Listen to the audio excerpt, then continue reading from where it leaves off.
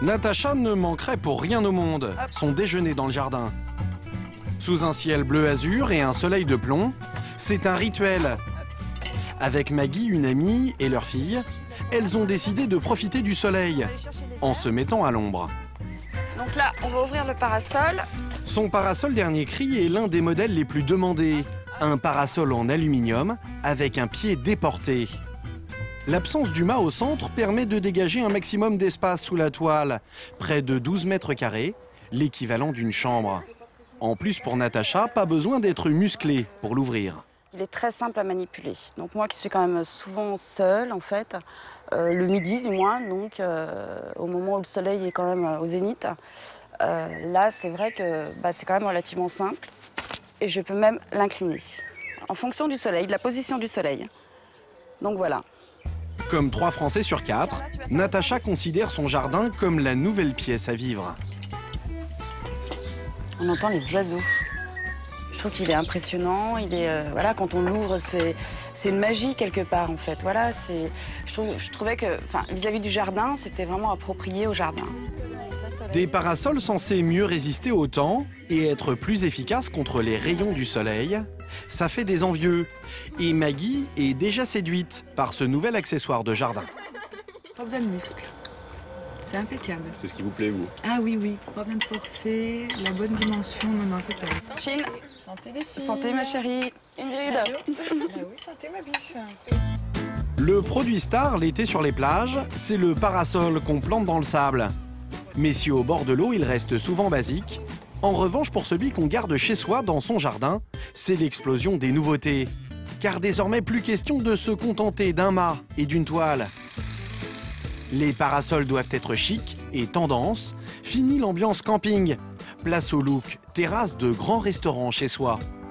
Et la bagarre se joue sur ce créneau très lucratif, car les prix peuvent grimper jusqu'à 13 000 €. Mais la plupart des acheteurs de parasols ressemblent plutôt à Axel et Olivier. Ils recherchent un grand parasol pour leur maison de campagne. Ce sont les clients typiques qui ont fait exploser le marché. Ça va pas faire trop grand? Bah ouais, mais la table est grande, hein. Si on est 8 en dessous... Axel et Olivier ne veulent plus du parasol de base, genre ombrelle de plage comme celui-ci à 19 €. Ou encore celui-ci, façon terrasse de café des années 60, à 59 €. Voilà le genre de parasol qui cartonne. Des baleines design en aluminium, une toile aux formes élégantes et enfin des couleurs vives. Ils sont jolis, quoi. Ça nous... Ouais, puis voilà, pas un mal. truc un peu flashy quand même, c'est sympa, ouais. Ouais, Ouais, changer un je peu préfère. de... On peut mettre faire, un peu de on peut couleur faire bleue. rose? Oui, alors, Non, bon, pas rose. on va rester dans un bleu garçon, quoi. Voilà, viril. S'il est devenu un produit star, c'est aussi parce qu'il s'est modernisé. Vous avez une position inclinable en fonction du soleil. Ah oui. Attention à vous. Ah d'accord, on n'a pas vu ça. Très bien. Non, mais c'était tout bête, mais c'est vachement... Non, c'est vrai que c'est vachement bien. Si jamais, de manière, il y a trop de vent, vous avez un système de cheminée sur le dessus qui permet que le vent s'engouffre pas. Ah d'accord. Ah oui, c'est pour ça qu'il y a une... C'est pour ça qu'il y a une petite cheminée sur tous les parasols. Voilà. Un système d'inclinaison, une cheminée, des arguments qui font mouche, mais qui ont un prix. Axel et Olivier vont devoir débourser 119 €.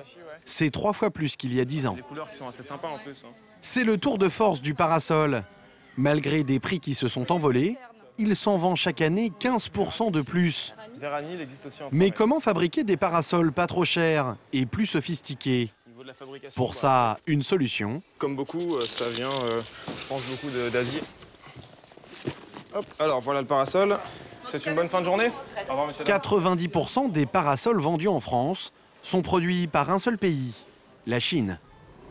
Et même par une seule région, le Zhejiang, à 300 km au sud de Shanghai. Capitale, Ningbo.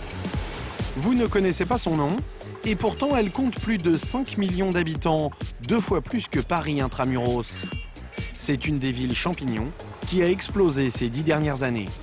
Comment cette bourgade provinciale est-elle devenue la capitale internationale du parasol? Une histoire étonnante qui repose quasiment sur un seul homme. Bonjour, bienvenue chez moi. Oliver Ma, le numéro 1 mondial de cet accessoire de jardin. J'aime beaucoup cette vue qui me permet de dominer toute la ville de Ningbo. Et là en bas, c'est la rivière qui mène au port. Au départ, il s'installe dans cette ville qui dispose, au bout de la rivière, d'un atout stratégique, un port industriel international. Oliver Ma en est devenu l'un des hommes forts, avec près de 330 millions d'euros de chiffre d'affaires. Il habite un appartement cossu, où trône une photo de sa famille, les héritiers d'un empire qu'il a entièrement bâti de ses mains. Voici ma femme, mon fils et ma fille. Oliver passe son temps dans les avions pour suivre à travers le monde l'évolution du marché de ces parasols. Vous savez, mon sac de voyage n'est jamais défait. C'est comme à l'armée, toujours prêt à partir, toujours prêt à filer. C'est tout moi ça, je suis un voyageur. Et quel voyageur! Il ne tient pas en place, c'est même la clé de son succès. Taïwanais d'origine, Oliver a émigré à 10 ans en Californie. À l'époque, sa famille fabriquait des tentes et des sacs à dos. Un jour, un de nos gros clients, une enseigne américaine de la grande distribution, est arrivé avec un parasol à la main et m'a dit « Hé gars, tu peux me faire ça ?» Et c'est là que j'ai cherché comment fabriquer un parasol. Ils m'ont donné un budget et j'ai dû m'y tenir. On a été les premiers aux États-Unis et on a commencé à construire une usine, puis une deuxième, enfin une troisième. Mais avec ces 3 usines américaines qu'il possède toujours, il produit vite trop de parasols pour ce seul pays. Alors il s'attaque au marché mondial. Et c'est en 2000 qu'il prend son envol. Il revient en Chine, pas à Taïwan mais sur le continent, et il construit sa première grande usine, celle qui va rafler le marché. Là, c'est l'entrée principale de l'usine. C'est grand comment? Oh, très grand. Pas petit du tout, vraiment grand. Aujourd'hui, des usines, il en possède 2 comme celle-là en Chine. Sur cet immense complexe industriel vivent 2500 ouvriers. En apparence, les lieux ont l'air plutôt confortables. Alors là, c'est notre jardin. Nous avons un terrain de tennis, de basket. Nous avons même une piscine couverte. Et là, ce sont les dortoirs pour les ouvriers. Ils ont tous la climatisation. La climatisation, la piscine et les terrains de basket. À l'entendre, on pourrait se croire sur un campus californien. Le problème, c'est qu'ici, l'ambiance est un tantinet moins décontractée. À ce moment-là, l'équipe du matin traverse la cour et s'affile droit. Une armée d'ouvriers en uniforme, jeans et chemise vert pâle, avance au pas cadencé et sans un mot. C'est l'heure du déjeuner. Une main-d'œuvre disciplinée et bon marché, venue des 4 coins du pays. Il est midi, l'immense réfectoire est plein. Et à table, c'est silence pour tout le monde.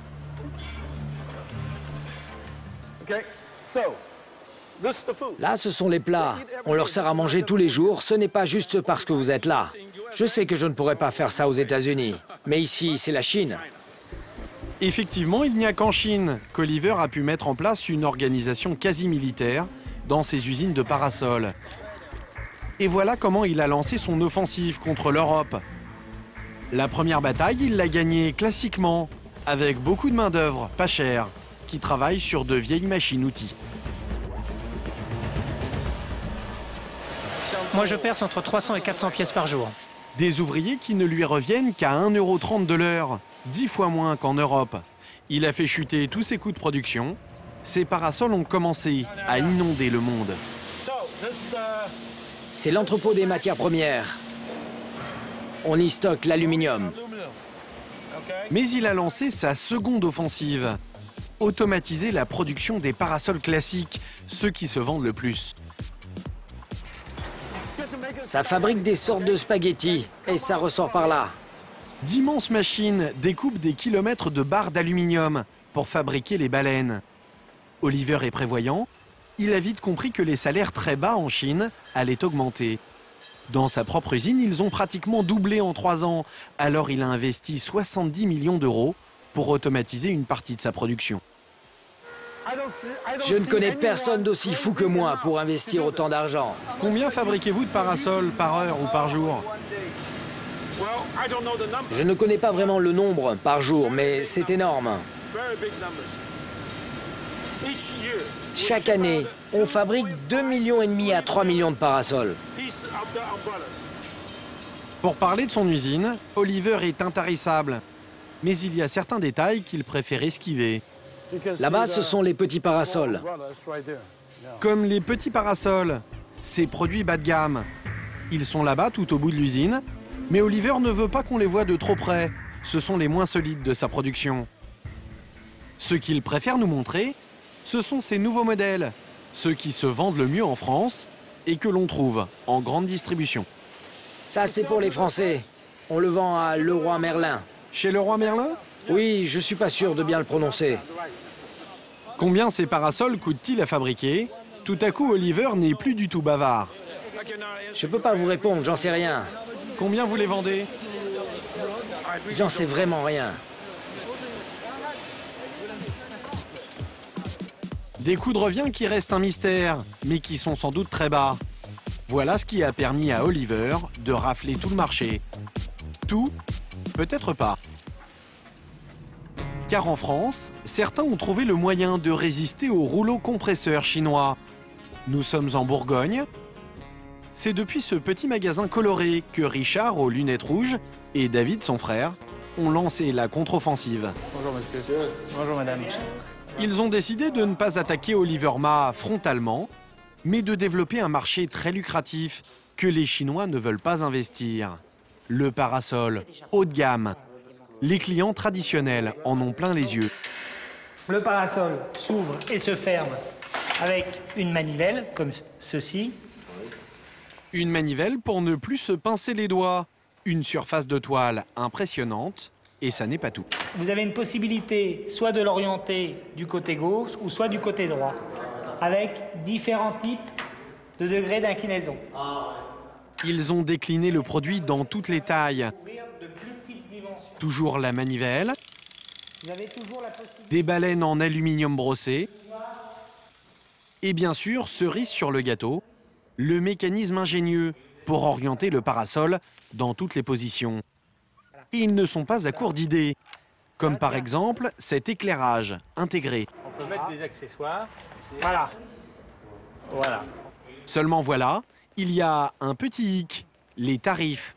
Quand David annonce à ses clients du jour le prix du grand parasol vert, l'ambiance se refroidit un peu. Là, on est à 2250 €.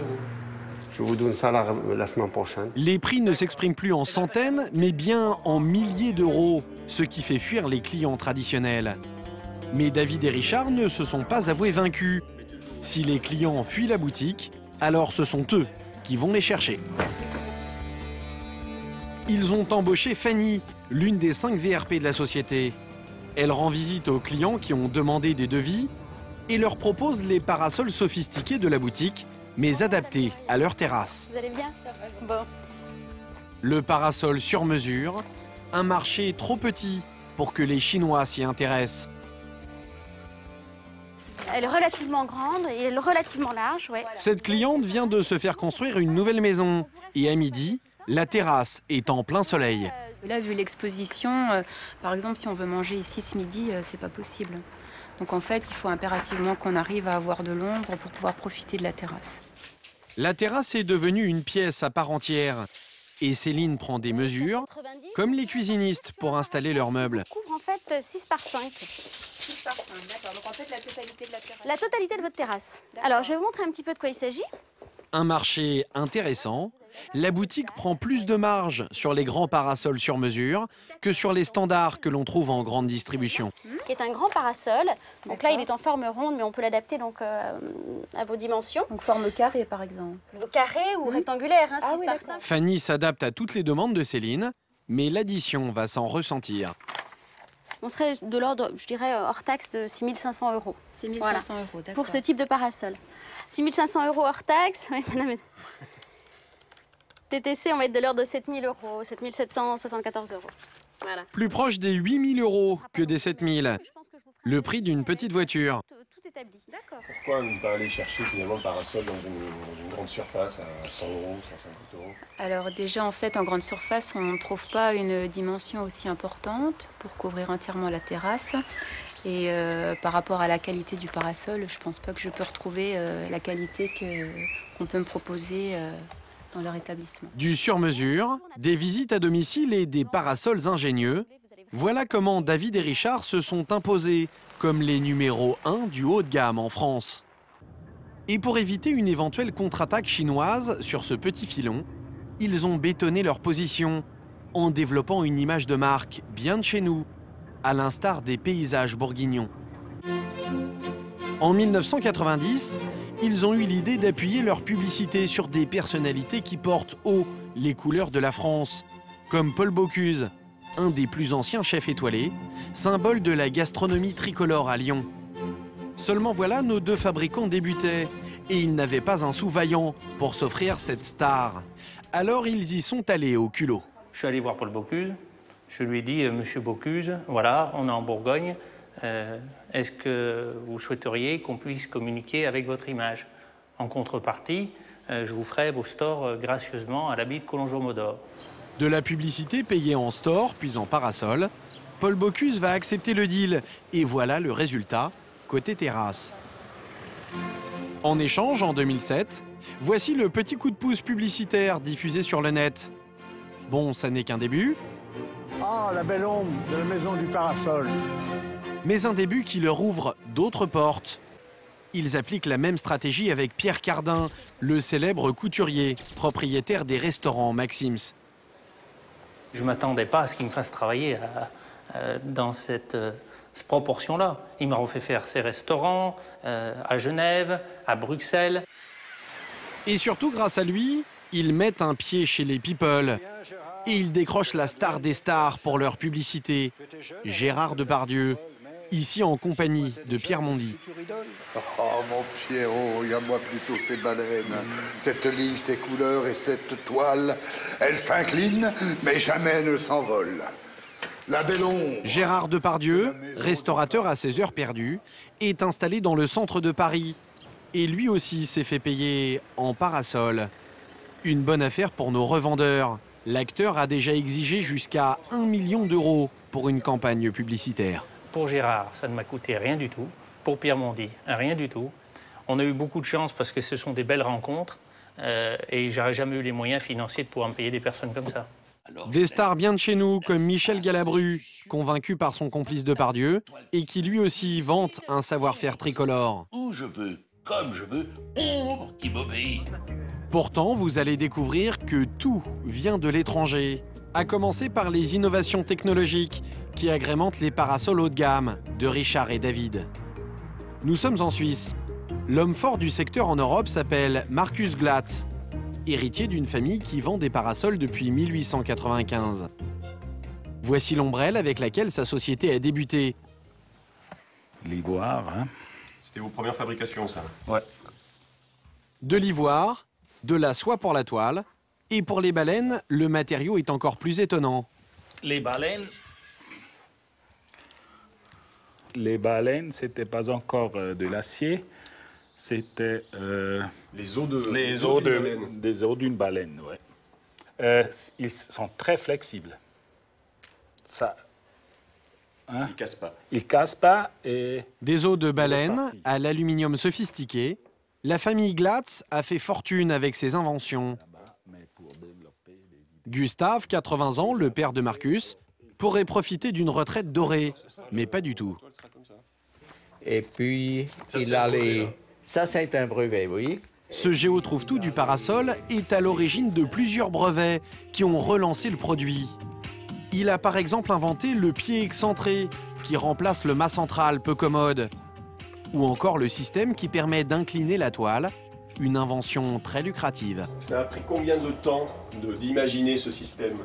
Il faut 1 ou 2 années. Celui-là, du point de vue chiffre d'affaires, aujourd'hui, c'est le plus important. Là, c'était 2 années de travail rentable, quoi. À la fin, très rentable, ouais. D'après nos estimations, ce seul brevet rapporte 1 million d'euros de bénéfices chaque année. Alors ils passent leur temps à inventer de nouvelles astuces pour séduire les revendeurs comme David et Richard. Les deux frères sont les premiers clients de Marcus en Europe. Aujourd'hui, ils viennent admirer la dernière trouvaille de la famille Glatz. Dans le modèle actuel. Donc celui-là, c'est quoi comme brevet? Le brevet, c'est... Alors, on peut rien... Pas se passer les doigts. Pas se passer les doigts, rien comme ça. Faire l'ouverture et la fermeture. Faire l'ouverture et faire fermeture. Si le parasol est plus cher, il faut qu'il soit justifié. Il faut que ça soit justifié. Donc, c'est à travers des détails comme celui-ci qu'on peut faire la différence. Marcus invente, Richard revend, mais qui fabrique? Les ateliers suisses sont minuscules et ne servent qu'à élaborer des prototypes. Alors d'où viennent réellement ces parasols haut de gamme, bien de chez nous? Surprise, de chez Oliver, notre empereur chinois, à qui Marcus sous-traite toute la fabrication de la structure métallique. L'armature vient de Chine, on a développé ensemble.